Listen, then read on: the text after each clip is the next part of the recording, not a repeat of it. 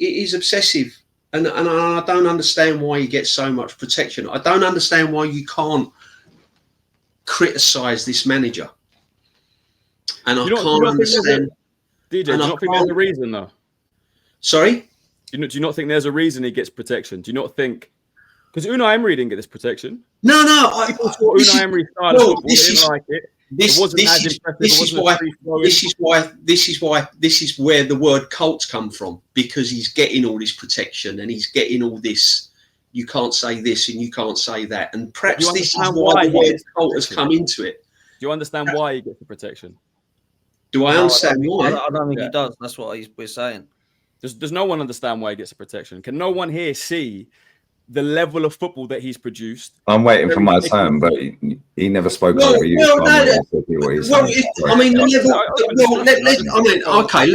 Let's talk about this season on the level of football he's produced. I can name probably about 3 or 4 games where I've come out excited over a course of a season. And that to me is not the level of football that I expect a manager nearly 6 years into a job.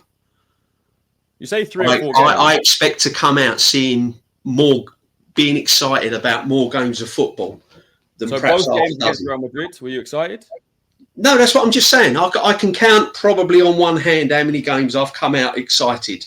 But Christian. But what I'm trying to say is, for a manager that's been, I don't think that's genuine. I can count. Okay, no. Let me finish. Let me finish a minute. If a manager's been in a position for nearly 6 years, and I go to watch Arsenal football, I expect to come out pretty much every game I go to looking at where the improvements have been made, excited, buzzing. I don't expect to keep coming out of like the game against Leicester, Southampton, Brighton, West Ham, teams like this, and come out disappointed on a regular basis. I expect when a manager's been in place that length of time, I expect to see vast difference. And I've seen regression. I've seen regression on players. I've seen players out of form on a regular basis. I've seen players not performing on a regular basis this season. Martinelli, for one of them, top of the list. Trossard in and out.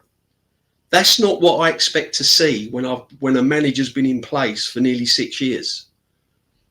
I expect to see performances pretty much 9 out of 10, not 3, 4, 5 out of 10. Real Madrid was one game, I'll give you that. Manchester City, Palace in the Carabao Cup, and then I'm really sort of scratching my head. In Lisbon, 5-1.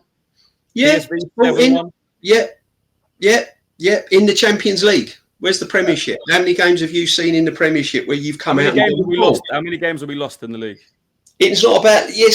You said about the quality of football. Amount of games with Liverpool. You're seeing about the world at one point. Yeah, but you're telling about the quality of football. You're not talking about the games won or lost. It's situational. This season has been. Why do you keep talking over him? He never spoke over you. It's not a cult. I'm talking about the quality of football. But there you go. We're getting back to the cult. I've just made some comments about Arteta, and you've come straight in. So there's DJ every panel show, bro. Let me just ask this. That's what I'm saying. You guys want me to jump off and you want it all going on? No, but that's what I'm saying. This is what I'm saying. Christian, I value your points. Listen, I value your points 100%. But do you understand where I'm coming from? I'm making my points about the football. I'm making my points about the football that I've seen, which has been crap this season. I'm gonna tell it straight. It's been crap. It's been absolutely crap. Yeah. Let me ask this question then, because Christian obviously doesn't think it has been 4 or 5 games. I actually am with DJ on this one because I really enjoyed Sporting Lisbon away. I really enjoyed Palace and West Ham beating them by 5. I thought Man City beating them by 5 was good, and the Real Madrid games were good. But then I'm starting to struggle, Christian. But obviously, you're not. I don't know. I didn't enjoy any of the ones we drew. I thought they were boring, if I'm honest with you. are you what are the other games that you can think at the top of your head? You go, do you know what? I was buzzing. I was really enjoying it. Rah rah rah. Because I'm struggling as well, if I'm honest, bro. Nottingham Forest at home. I think we beat them 3-0. West Ham we beat. I think we scored 5 against away. Yeah.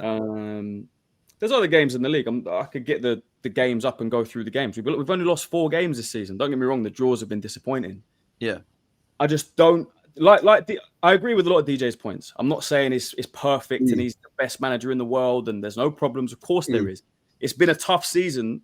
I actually said more negatives than positives, but it's been disappointing by the standard he set. 3 or 4 years ago, we were battling it out, scrapping out for top 4. We would have done anything for Champions League football. Spurs beat us to top 4. We finished 5th. They finished a point above us. Now we're finishing 2nd, and we're so disappointed. We've got No one really cares that we've got Champions League football because we didn't win the league. So those are the standards we've set. So when I say there are positives and people say there's no positives, of course there are. We're now, we guarantee Champions League football. We're finishing 2nd in the Premier League, which is the best, in my opinion, the best league in the world, the highest standard of football in the world. We're 2nd. We're the 2nd in the best league in the world. For me, that's not throw this manager out. He's dreadful. There's a bigger picture. Yes, I understand. People are disappointed. There hasn't been a trophy in 5 years. But the bigger picture is he's taken us from finishing 8th, not challenging for titles, not challenging in the Champions League, not even being in the Champions League, praying for a Europa League, praying for miracles to get us anywhere, to where he's taken us to now with situational, points as well, with injuries. But don't you think, Christian, people want to talk about the money he hasn't been back. Don't you think, Christian, that the scary thing about what you said is that people are looking at what he's done in the past, but can't actually find a way of what he's going to do from now on and what he should have done this season. Colts often cut members off from other forms of social and financial support and pose both physical and psychological risks to members of the group. Why people join cults? To those on the outside, it can be difficult to understand why anyone would join a cult. Researchers have found there are several reasons as to why they would join a cult. They don't know they're joining a cult, number one. Most individuals don't recognize the group they are joining is considered a cult. Individuals who are attracted to groups that are considered cults may have certain vulnerabilities that make them more likely to join, such as anxiety, or substance abuse. Oh, okay, let's carry on. They have unresolved insecurities. Another study found that many cult members experience attached insecurity prior to joining a cult. Their insecurities may drive them towards a group that promises acceptance. But guys, without you guys, we would not be able to do this, guys. We need a 12th man here, guys. We need you guys, the energy, guys, with the light bulbs. Now, 60,000 fans in the stadium. We feel something. We need the energy, guys. Cool. Carry on. I don't get what's going on here, Lee. I haven't finished yet. So when I do, you can ask. Is this an English lesson? What the hell's going on? I was asked about whether it's a cult or not. So I'm reading out what the meaning of a cult is. Your opinion, not some Wikipedia. It's my opinion. Thank you. It's my opinion based off of this. So when I finish, you can come back at me. This is why some people suspect that cult members are brainwashed. You're not allowed to back their team. Be positive. I never said that. You can have your say and do what you want in a second, my friend. I'm saying my thing. But again, cult members don't like outside noise, do they? Because I just said that a minute ago, because that's one of the traits of being a cult member. I think there's more of an Arteta out cult that you're part of. Anyway, and there is some science behind the idea that they've been brainwashed, as members are often told they are being persecuted by people outside of the group. They're manipulated into joining. The other major theory about why individuals remain in cults is mostly psychological. Cult leaders often promise to reward members in some way. Guys, you need to stick with us because we're so close to winning, guys. It's so close. Look at the points, guys. We're so close. He's convincing you we're going to win. Yeah, you're going to get something out of it, guys, if you stick with him, guys. Anyway, let's go. Some people believe those involved are more like victims rather than members. Since they are often subjected to psychological manipulation tactics that lure them into making unhealthy decisions. Getting out of a cult can be quite difficult. Some members don't have contact with the outside world, outside of the cult. So it can be nearly impossible to get out. Obviously, we're using this in football terms, so that's different in other terms. Anyway, I could carry on, and it goes on forever and ever, and it gives examples of famous quotes from people that have been in cults, so on and so forth. We won't go down that route because we'll be here forever. However, that sounds exactly like Super Duper Mick. You're so close to getting something out of protecting my legacy at this football club. You're guys, without you guys, I couldn't have achieved second place. Last season, guys, you stood on the pitch, guys. We demand more, guys. Don't accept second place, guys. We demand very much more, and it's coming, guys. I can sense it, guys. We're very close, guys. This year, I have a dream. Nobody, guys, with one injury, guys, could have done what I've done, let alone the circumstances, the context we play in, guys. I see teams that have one injury, they finish 16th, 17th, 15th, 8th. And those guys upstairs, guys, it's now up to them to do what's required, guys. 700 million quid deep. 20k people walked out the stadium yesterday. The end is nigh, my friend. And guess what? It's what it is, isn't it? Every single thing he is doing is a cult-like trait. Bamboozling, brainwashing, lying, no accountability. Anyone that goes against him, he's indirectly telling you, shut your mouth. Says it on the pitch the other day. Anybody else, guys, just, oh my God, I cannot believe it. Nobody else could have done this job, guys. Yes, they fucking could, mate.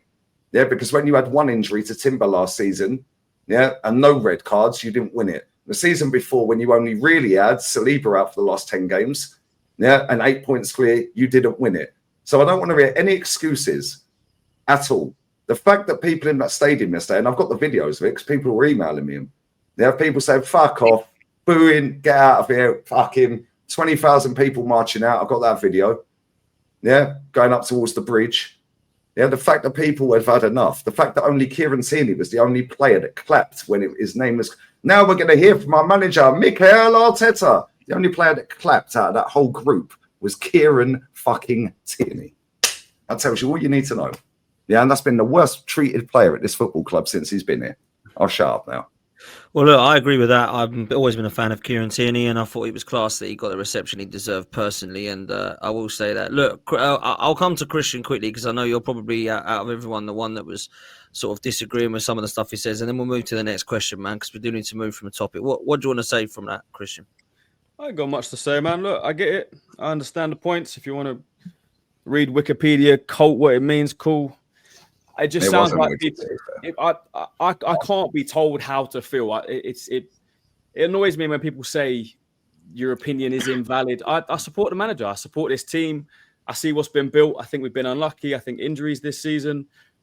The narrative that people are only positive because of what the club is making them feel, because what they want to say on social media is ridiculous. It's absolutely crazy. I was going to the Emirates when I was 14 years old and watching us play some dreadful football, watching players that I hated. Don't get me wrong, Arsene Wenger, Arsenal legend. But at one point, I didn't enjoy going to the Emirates.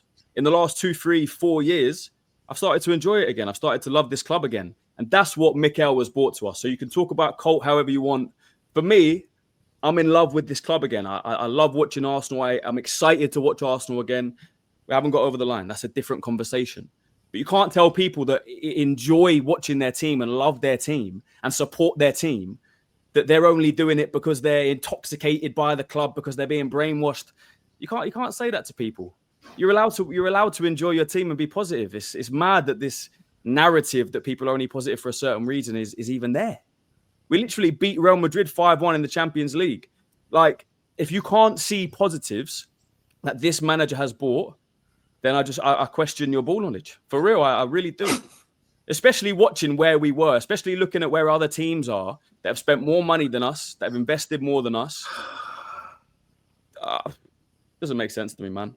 Okay, let me come back on that. Yeah, you said where we was. Yeah, you said where we was. Yeah, look at where we was in 2015. We finished on 75 points and won an FA Cup. This manager's won fuck all this season and can only get 74. Now, in 2017, we finished on 75 without points. Injuries this season, we would have. How many injuries did we have in 2015? I don't know about 2000. No, you don't know. You expect me to know off the top of my head how many injuries we had? I don't know. You said you was going, so surely you'd know, right? hell's going? I don't remember how many injuries. If you asked me in 10 years how many injuries you had this season, I won't remember. Okay, so what you're saying? We wouldn't have finished on 74 points this season if we didn't have 27 injuries. I'll tell you that. Okay, how many injuries? Yeah, how many injuries have Barcelona had this season? They've done a domestic treble and got a Champions League semi. About La Liga, I watch Arsenal. Well, football's the same in every country, mate. It's the same it's the same premise, the same aims. Yeah, it's the same. Barcelona have got the best player in the world playing right wing. Okay, fantastic. Okay, Ballon d'Or winner playing up front. Okay. Hold up. Stayed fit the whole season. Also, okay. Be a Ballon d'Or. Who's been fit all season? Rafinha. Rafinha's been fit all season. Cool. What about their goalkeeper then? Because they got Ter Stegen. Where would you rank him before his injury? The Barcelona fans hate Ter Stegen. They want Chelsea. I never asked you that. I said, where would you rank him as a goalkeeper? I don't watch La Liga enough to rank him. Well, thank you. So let me tell you, they brought Szczesny out of retirement. Yeah. Because their goalkeeper was out all season. Okay, fantastic. Hold up. Yeah, they have had two of their DMs. There are only two DMs out. I don't know why we're talking about La Liga. No, because we're talking about injuries. So if you want to talk about injuries, in the Premier League, then. Okay. In the Premier League. Tell me, give me an example of a team that have won the league with the amount of injuries that we have. Won the league with the amount of injuries that we've had. We had 27 injuries last season. We would have won the league. Would we not?